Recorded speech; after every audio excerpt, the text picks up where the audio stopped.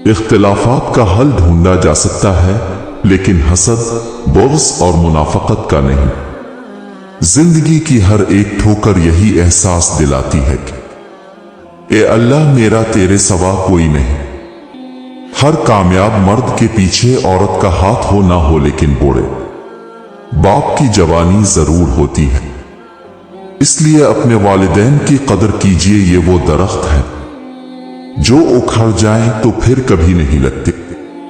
अगर कभी मकसद पे नाकाम हो जाए तो मायूस ना हो, क्योंकि किसी भी किताब में नहीं लिखा कि पैरों में कीमती जूते ना हो तो अब चलना छोड़ दें। लोगों से कभी डरना नहीं चाहिए, क्योंकि लोग तो सिर्फ डरा सकते हैं।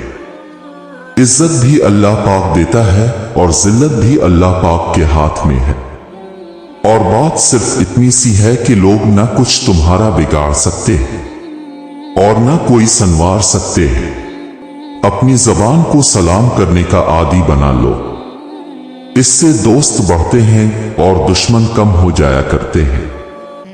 अल्लाह पाक मुझे इस काबिल बना दे कि मैं किसी जरूरतमंद को देखूं तो उसकी मदद कर सकूं। इल्म इस वक्त तक हासिल नहीं होता जब तक कोई अता करने वाला ना हो, क्योंकि असल इल्म अल्लाह वाले की निगाह से मिलता है।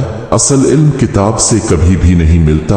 जिंदगी आसान है इन लोगों के लिए जो दूसरों के लिए आसानियां पैदा करते हैं। वही इंसान मुकम्मल है जिसके पास नसीहत के लिए अल्फाज की बजाय अमल और अच्छा किरदार है। अच्छा सोचो, बदगुमानी और बदजुबानी दो ऐसे ऐब हैं, बहुत दूर तक जाना पड़ता है कि नजदीक कौन है। इतना भी कंप्रोमाइज नहीं करना चाहिए कि लोग भूल ही जाएं कि अब भी इंसान है।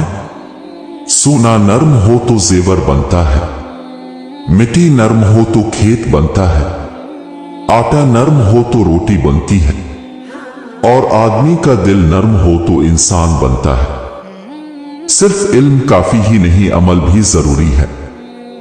सिर्फ ख्वाहिश जरूरी नहीं, कोशिश भी जरूरी है। लेकिन जन्नत की लालच में नमाज और कुरान नहीं पढ़ाते। हम बिस्तरी करने से पहले ये नुस्खा 5 मिनट पहले खा लो। 3 अदद लौंग, 3 अदद बादाम, 3 अदद छोटी इलायची, उनका का सुफूफ बना लें। आधा चम्मच फ्राई पान में भी तेल डालकर इसमें हल्का हल्का फ्राई कर लें और फिर नीचे उतार लें।